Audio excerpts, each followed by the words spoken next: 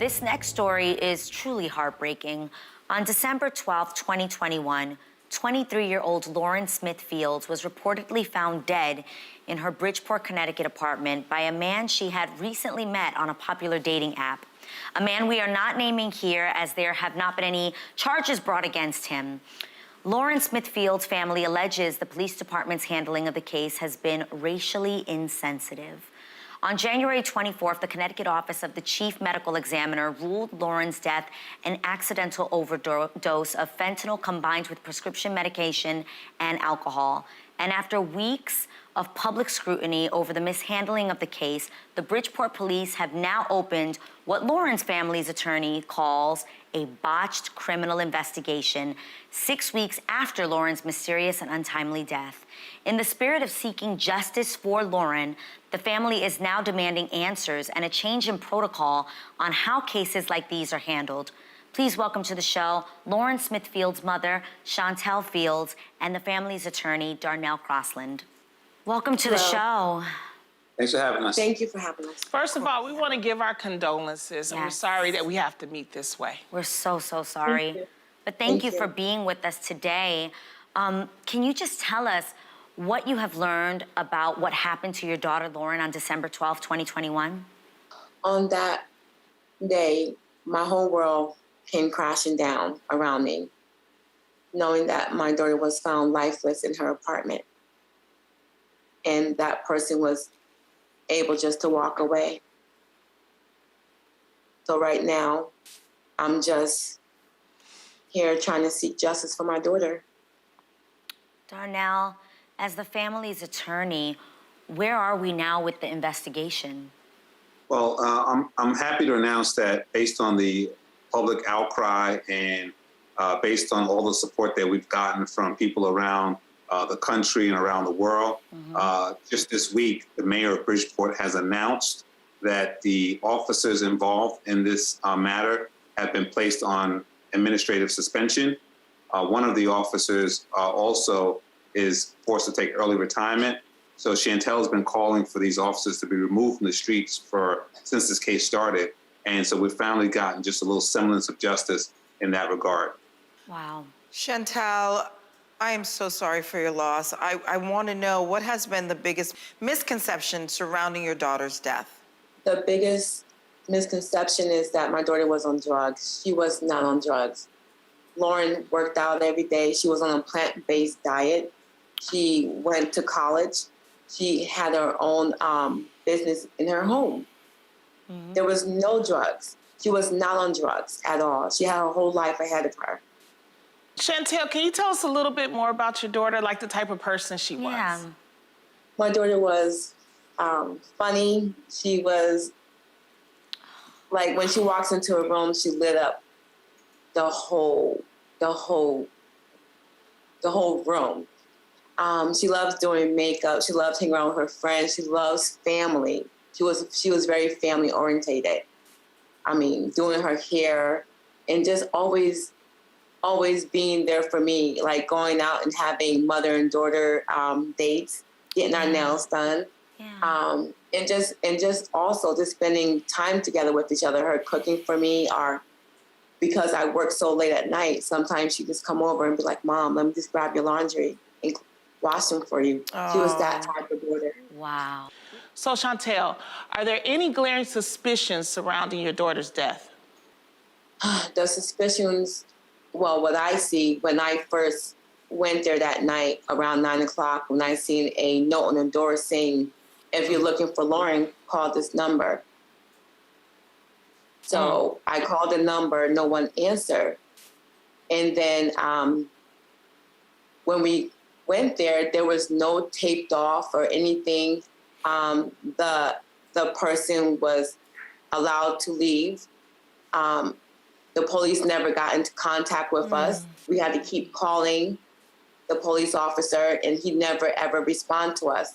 It's like when he said he's going to come over, he never showed up. He had the family waiting for first an hour, then later on 5 hours. What? I find it quite odd that when we walked into her apartment, it was not taped off or anything at all. And the idea that this person wrote in the police report that they kept on drinking.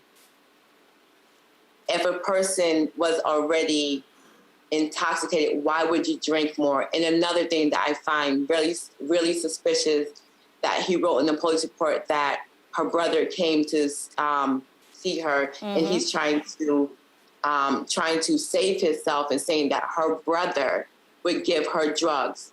Her brother would never do that. And that night when he met with her, she was happy, there was joking, whether she brought the clothes out to him. But then this guy said when she comes back inside the house, she can't hardly stand. She goes into the bathroom, and then he lightly carried her to the bed and laid next to her.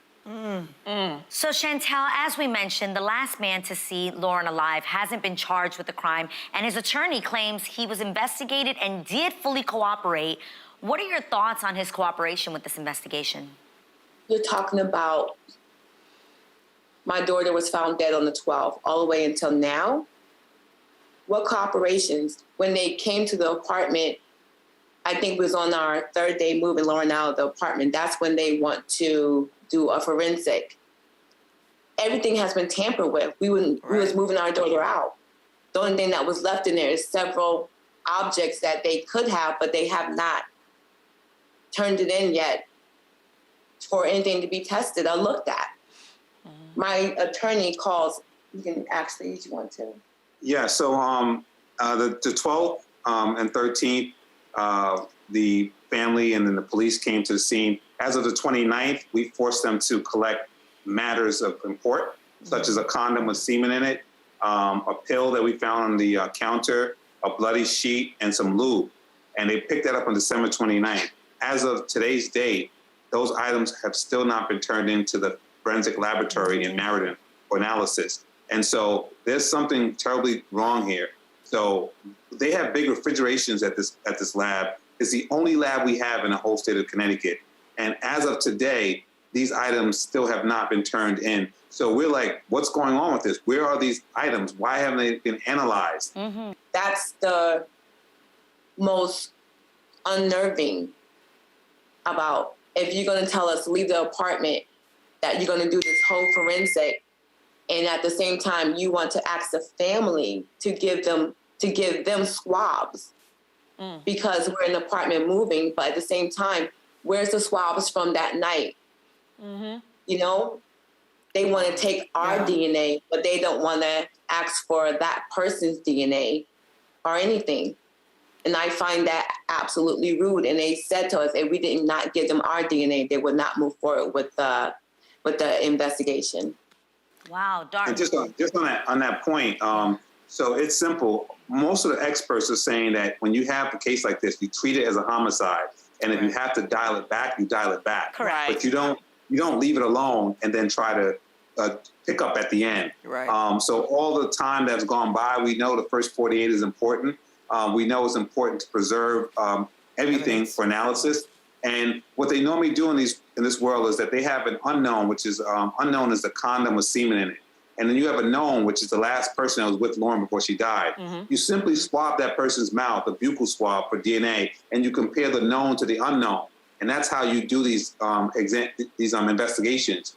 So now we have an unknown, and they just let the known go. And so we're like baffled. And why would you do that? Exactly. Darnell, specifically where his cooperation, I asked, what has that been like? That's been dismal to none. So his lawyer now comes a month later and says something very, very strange. He was on a television show the other day, and they said to him, now that the autopsy's back, what's your response? And he goes, oh, we're not surprised with the findings. And my client's been waiting in the wings, he says, and waiting to cooperate. So Lauren's blood came back full of drugs and different substances. For his lawyer to say they're not surprised leads me to believe either he knew something would be there and he's just not talking about it, or something suspicious is happening with that response. And in terms of, he was requested to give a voluntary DNA, and the lawyer said that he's not going to do that at this time. So I'm not sure what cooperation looks like for them if he won't even give his DNA to clear himself. Can I jump back in? Also, he said that she was drunk. her, I think the level was just like a 2 or something. Yeah, under 0.3. Yeah, under 0.3, but she was so intoxicated that he had to carry her to her bed, that he said in the police report that she says, "Oh, I'm sorry." Yeah, but you carry a drunk girl to the bed and still continue to give her drinks? And I'll just add to that, when you look at what was found in her body, the experts are saying that these are typical in date rape situations. She had fentanyl in addition to antihistamines. Antihistamines put you to sleep. They make you drowsy. Right. So no one who's going on a date with themselves ingests antihistamines because they want to be up and alert. It's a date. But if you're looking for an opportunity on this date to take advantage, then you may introduce antihistamines into the scenario. And we're upset about the fact that they didn't even swab the alcohol to see if there was fentanyl in there. And so now we're playing catch up with this investigation. Oh, boy. Shantell and Darnell, what do you believe happened to Lauren?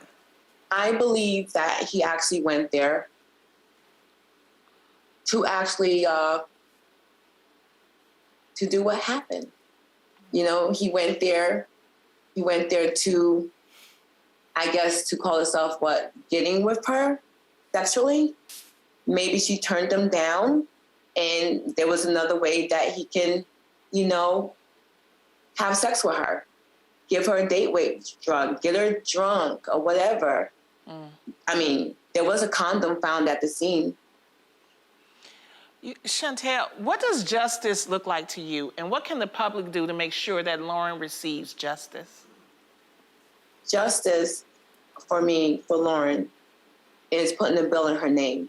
Justice is making sure that they make this person cooperate the proper way. Justice is making sure that the police department do what they say that they're going to do. Justice for Lauren is also for when they're asking me questions about these police officers, how come they're not doing their jobs? Right. They're more interested in other scenarios, but they're not doing their jobs. I want justice for every Black woman, every young Black girl in this world, to make sure that a woman of color, of any color, that family members going through all this stuff with the police department, that I want a bill to come in her name that they have to act. They have to act as in within 24 hours, you have to let the family know that their loved one is deceased. Yes. And another thing is for them to actually know how to follow the handbook and how you're supposed to treat a family member that have lost a loved one. She was my everything. She's the only girl in our family. I mean, being her mother is the happiest time in my life. For those 23 years, she made me happy. Yeah. Now I don't know what it is to wake up and not see her, or see her walk through my door, or say, "Come on, mommy, get up. Let's do something together." I would never have that anymore. Yeah. That's why I want. My justice for Lauren is for everybody to realize that a Black woman, a Black child, life matters. Yes. It does. We are not rubbish. Absolutely. Yes. Absolutely. A GoFundMe campaign has also been set up for the Smith Fields family to help with legal fees. Shantell and Darnell, thank you so much for joining us. We hope that your family is able to find the justice you are seeking.